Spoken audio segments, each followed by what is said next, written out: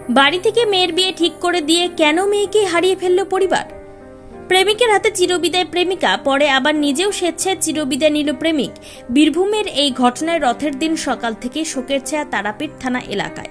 তারাপীঠের মা তারার মন্দিরে রথের চাকা গড়ার আগে প্রেমিকের হাতে প্রেমিকার এমন চিরবিদায়ের ঘটনায় ব্যাপক চাঞ্চল্য ছড়ায়। প্রেমিকার বাড়ি তারাপীঠ থানার বাতিনায়, নাম সুস্মিতা বায়েন।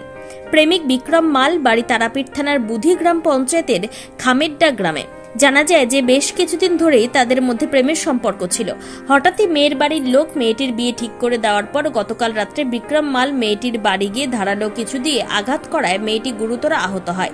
তড়িঘড়ি তাকে নিয়ে আসা হয় রামপুরহাট মেডিকেল কলেজ ও হাসপাতালে। সেখানে কর্মরত চিকিৎসক মেয়েটিকে অজীবিত বলে জানান। এই ঘটনার ফলে নেমে এসেছে পরিবারের শোকের ছায়া। পুরো বিষয়ে তদন্ত শুরু করেছে তারাপীঠ থানার পুলিশ। অন্যদিকে জানা যায় যে প্রেমিক অর্থাৎ বিক্রম মাল ছেলেটি শাহাপুর গ্রামের একটি ঘোষ ইট ভাটায় নিজেকে ঝুলিয়ে স্বেচ্ছায় চিরবিদায় নেন। দেহটিকে উদ্ধার করে তারাপীঠ থানার পুলিশ ময়নাতদন্তের জন্য রামপুরহাট মেডিকেল কলেজ ও হাসপাতালে পাঠায়।